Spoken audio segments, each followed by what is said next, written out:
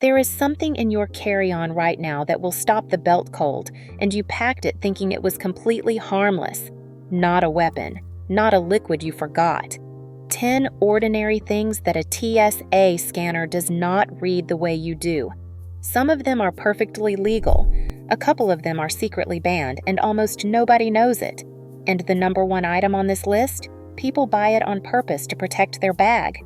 It is the single fastest way to get that bag torn apart in front of everyone in line. In the 10th place, a cooler packed for the drive to the airport can thaw on the way and trigger an immediate bag search. Reusable ice packs, gel packs, and frozen foods are only permitted through security if they are frozen completely solid at the moment of screening.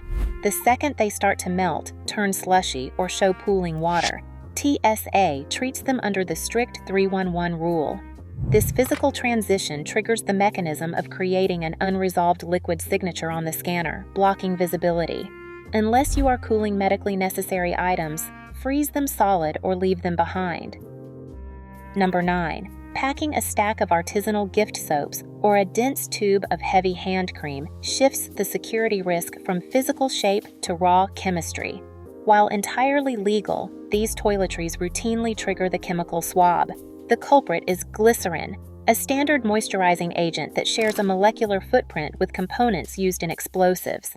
Because the TSA trace detection machines are calibrated to flag these exact chemical links, a simple block of soap registers as a potential threat.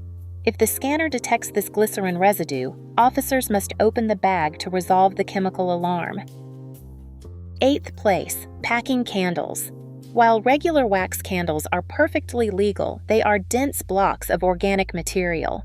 On the X-ray screen, this thick, solid mass mimics the exact density profile of plastic explosives, triggering the scanner's dense mass alarm.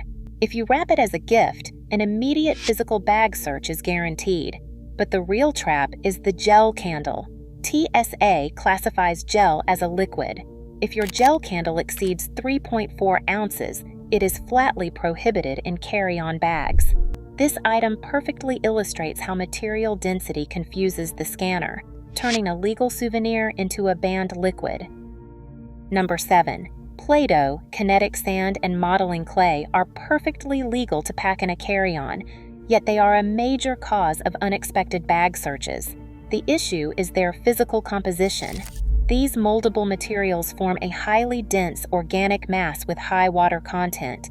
On an X-ray screen, this thick, shapeless block mimics the exact density profile of plastic explosives. Because the scanner cannot differentiate between harmless toy clay and a security threat, it flags the bag. This triggers the mechanism of confusing the scanner with threat-like density, forcing the officer to manually inspect your luggage to resolve the alarm. Number 6. An empty metal thermos or insulated travel bottle. You might empty your bottle before the security line to comply with liquid rules, but a double-walled stainless steel flask poses a completely different problem for TSA screening technology. Because these containers are constructed from thick, vacuum-sealed metal, they are completely opaque to standard X-ray machines. On the operator's screen, the thermos appears as a solid, dark cylinder, blocking the scanner's ability to see anything inside or directly behind it. This triggers the mechanism of blocking scanner visibility, meaning the machine cannot resolve the image. Because travelers have historically used these insulated chambers to conceal prohibited items, this absolute opacity results in an automatic physical bag search. To avoid this delay, pack your thermos empty and with the lid off. Number 5. Wrapping anything in aluminum foil. While foil is completely legal to pack, wrapping your leftover travel sandwich or a holiday gift in it creates a total blackout zone on the X-ray screen. Aluminum foil is highly metallic and dense enough to block the scanner's electromagnetic waves entirely. On the operator's monitor, this wrapped item appears as a solid, unreadable black mass. This triggers the mechanism of blocking scanner visibility, as the machine cannot resolve what lies beneath the metal layer. Because officers cannot verify if you are hiding prohibited items inside the foil, they must physically open your bag to inspect the contents. Number 4. Birthday and New Year's celebration items like party poppers, bang snaps, sparklers, and Christmas crackers mark a direct shift from a simple screening delay to an outright policy violation.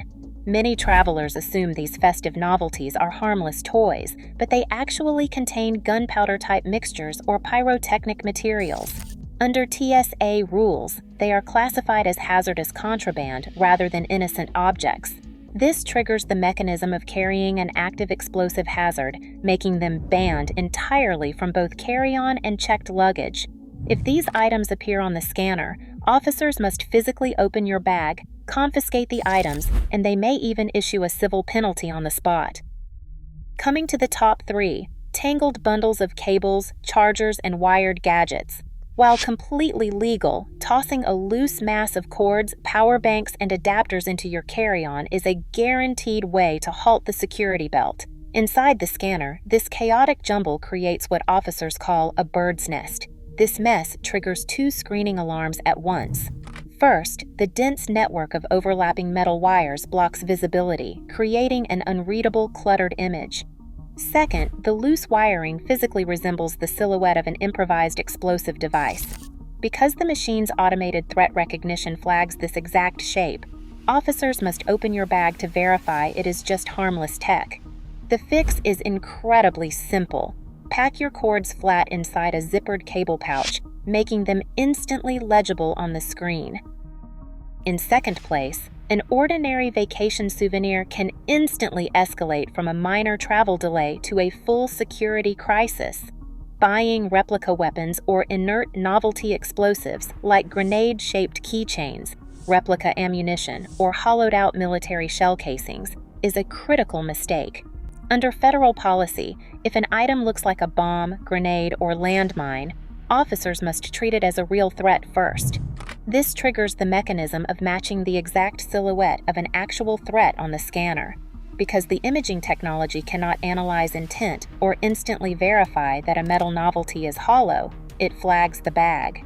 This single packing error routinely shuts down security checkpoints. Real-world incidents at major hubs have forced entire terminal evacuations and bomb squad responses over harmless plastic props.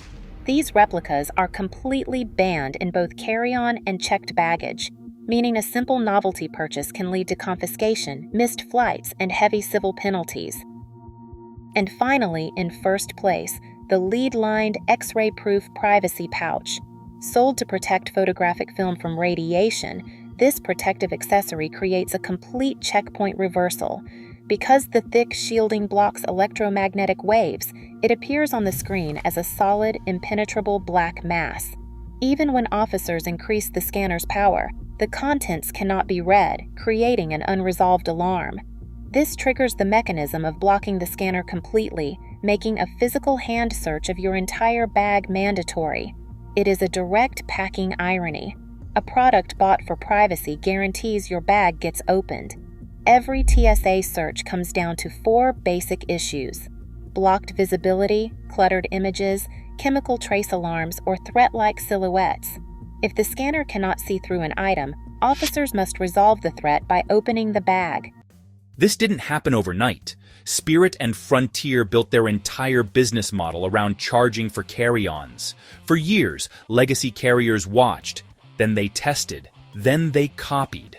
Basic economy fares stripped out carry-on rights entirely on American, Delta, and United. And last year, the last holdout fell. Southwest. 50 years of free bags. Ended it. First checked bag, $45. Second, $55. The final friendly airline joined the revenue machine. That's not coincidence.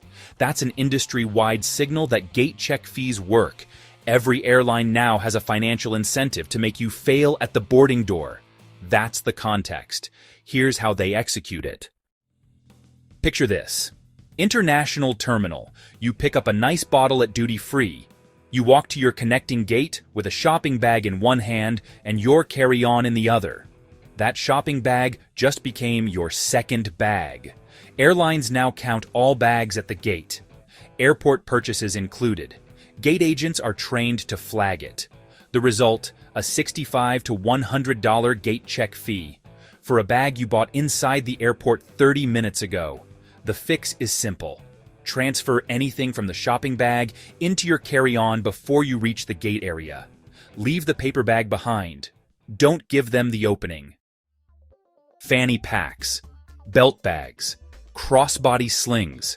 Every travel influencer told you these counted as a personal item extension, almost invisible to the gate agent.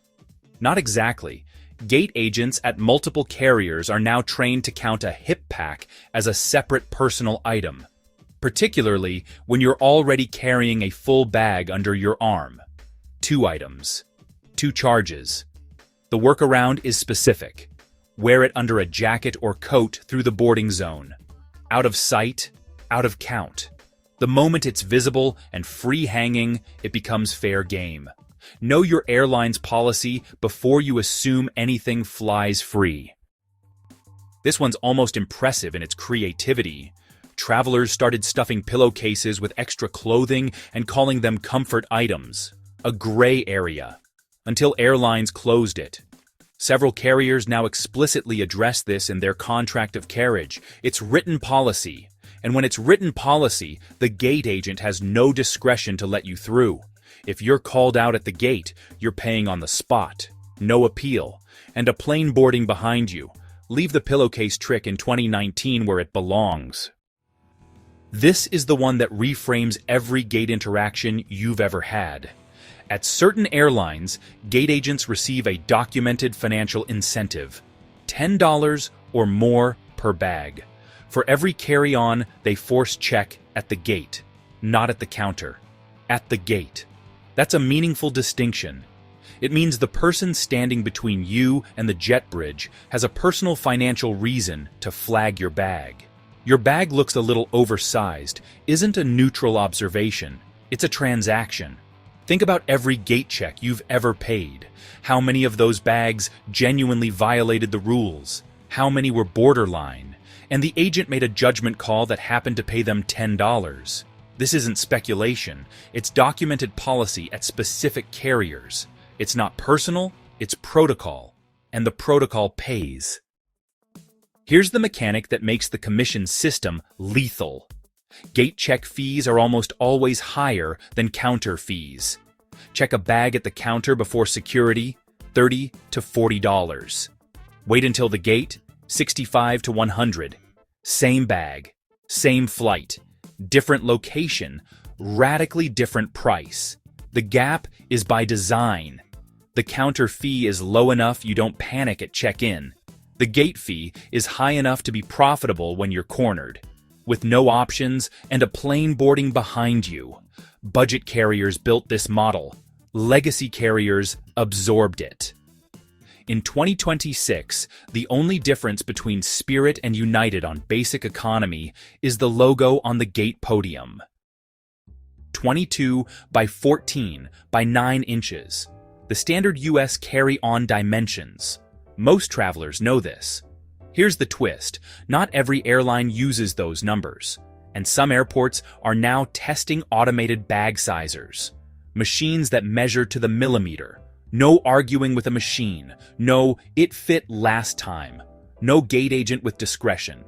If you're on a multi-carrier itinerary, check the baggage specifications for every airline on your ticket, not just the first leg.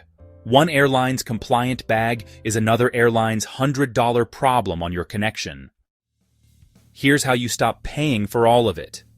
First, measure your bag at home, including wheels, handles, and any exterior pockets when fully packed.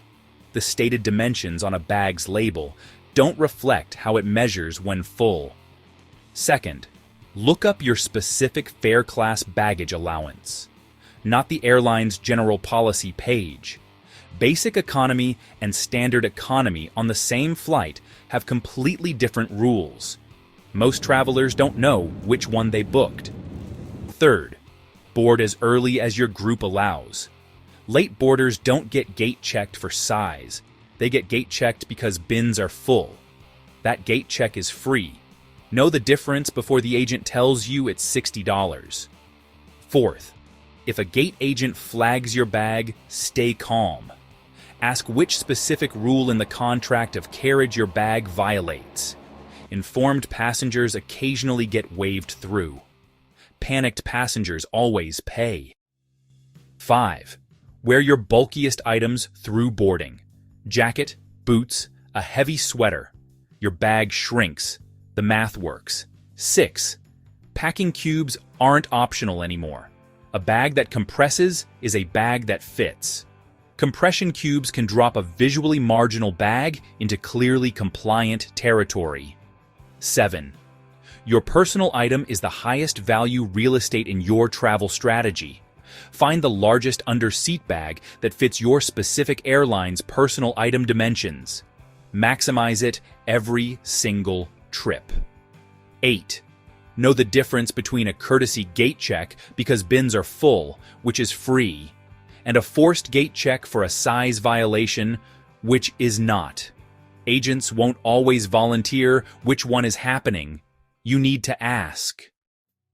9. If you fly more than twice a year, run the math on a credit card with free checked bags.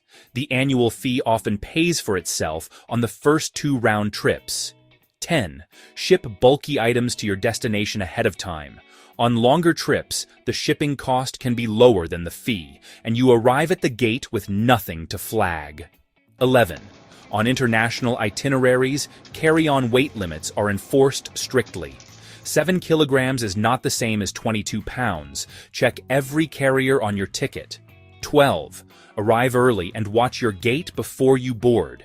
If the agent is measuring every bag, you have time to make decisions. Rushing to the gate at final boarding call is how you walk into a trap with no options.